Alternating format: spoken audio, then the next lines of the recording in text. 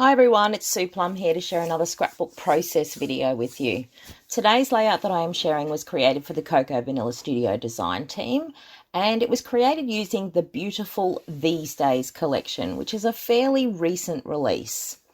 Now, for this layout today, we were actually tasked with scraplifting a layout, but we were actually tasked with scraplifting a layout of our own from the past, something way back. So that layout you can see there of mine was created back in November of 2018, and it's a layout that I still love, and it's using the collection Life is Beautiful, which was originally released back in 2015. It was one that was released in Cocoa Vanilla Studio's first year, and it's a collection that I still adore to this day. So I decided to pick this layout, and for once I am actually going to scraplift and follow the layout in front of me. Now, there's two reasons for this. Number one is I really don't have much mojo at the moment because this is an episode of COVID Crafting with Sue. So I am currently at home with my family. We have been tested positive for COVID. I'm not feeling 100%. I'm lacking in a little bit of mojo. So I figured, why not follow my layout exactly? I did come up with it the first time around. I thought, well, let's see if the design still rings true today, and I will basically follow the same design but translate it over to a recent collection. And I also added in a couple of little elements that I tend to use on most of my layouts, which you'll see when I get to it. So you could see from that image that I flashed up before that this was sort of a vertical style design. I was scrapping on a sheet of 12 by 12 white cardstock. However, it's basically the bulk of the layout sort of sits 8.5, 9 inches down the center of the page there. So I decided to stick with that same basic layout.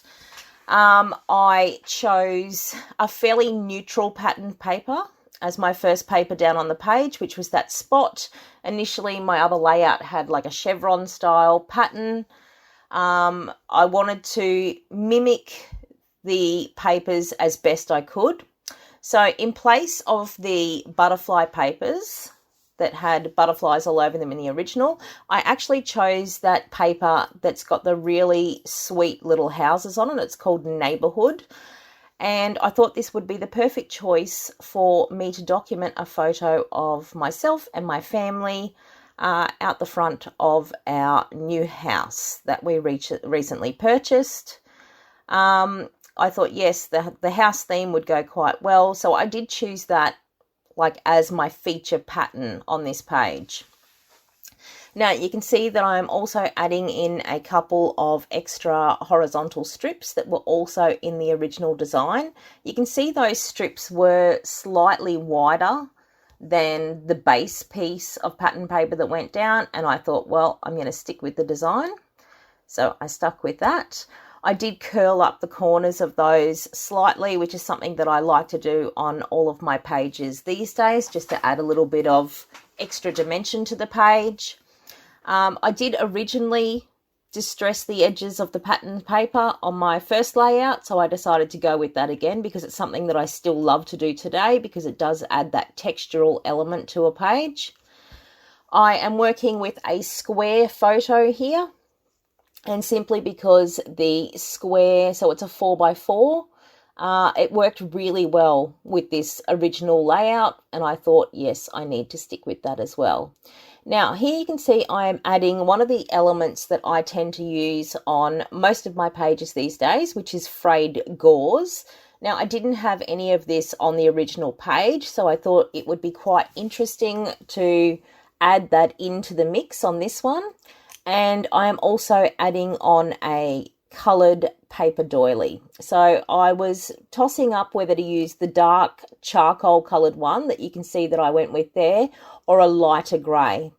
And in the end, because there was so much black, heavy black in that photo, that black and white photo of us, that I opted to use the charcoal one because it tied in much better, and it just made the black in the photo work so much better. So yes, they were the only things, the only layers that I added in underneath my photo besides the cardboard there, just to pop it up slightly from the background. I hadn't added any pattern paper layers underneath the photo in the original layout because there was just so much busyness and so much pattern paper on the page in the first place. Now, the other thing I did want to do with this is I wanted to add one of the pocket cards. So that's the pocket card pack you can see there on the screen. I did want to add one of the pocket cards in alongside my photo, kind of to act as journaling, and also because I did want to stray a little bit from the original design, and I wanted to find a way to incorporate one of these cards onto the page. And I love that card with that beautiful script on it. There's no place like home. I was fiddling around here trying to get the card to sit at the height that I wanted it to sit at. Originally, I had it sort of sitting flat on the page, but I found it got a little bit lost. I wanted to bring it closer to the foreground to sit equal with the photo. So I add 2 layers of double-sided foam tape there, and that brought it up beautifully to sit alongside the photo, and it wasn't getting lost in the background anymore. So yeah, on the original layout, I did have like a floral cluster on the side there, and you will see that I do try and stick with the idea of the floral clusters. So what I'm fiddling with here is the die cut ephemera pack, and I was pulling out a few pieces that I thought would work, and I was originally going to start by putting down some of the ephemera pieces. And when I fiddled around with it like that, I thought, no, I can't start here. That was not the right place for me to start, because I knew I wanted to put florals on the page. So I ended up pushing those ephemera pieces aside and went to the florals and decided to start building the florals first before I reached for any of the extra pieces from the die cut ephemera pack. Now, I'm sorry if it sounds like I'm working hard. I'm a little tiny bit croaky still. I'm over the worst of it, but I've got a bit of brain fog and, yeah, residual sort of croakiness and a little bit of nasal congestion. If anyone else out there has had COVID, yeah, you know that there's a huge range of symptoms and it affects everyone differently. And yeah, it's basically just been like a really bad head cold for me, although I still don't have any taste or smell. And as I said, I've sort of got a bit of a headache and brain fog lingering on. So forgive me if I mid-sentence forget what I was saying. Anyway, I digress. Back to the layout. You can see that I am building that floral cluster down in the bottom left corner of my photo there. I wanted to add some dimension to my layout by adding the flowers at different heights. So one of them was added on directly on top of the pattern paper, which I tucked under the edge of the bottom edge of the photo. For the second flower, I added 1 layer of foam tape to it, so it sat it up sort of that half layer above the previous flower. And then the smaller flower, you can see I've actually added on directly onto the corner of my photo, which gives it that half layer again. So that's giving me depth to my cluster there. I then moved up to the top right corner of my photo, and I was adding some florals up there because there were florals around that area on the original layout, and I wanted to balance that off. And then in that bottom left cluster, you can actually see I've added one of the wood epoxy buttons.